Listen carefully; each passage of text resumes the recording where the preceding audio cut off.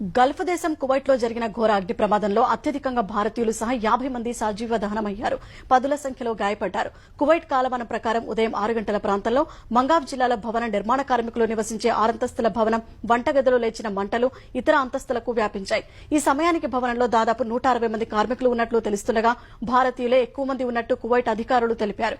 ఈ ఘటన తర్వాత ప్రమాద స్థలాన్ని పరిశీలించిన కువైట్ అంతరంగిక శాఖ మంత్రి యూసఫ్ అల్ సబా భవన యజమానిని అరెస్టు చేయాలని అధికారులను ఆదేశించారు.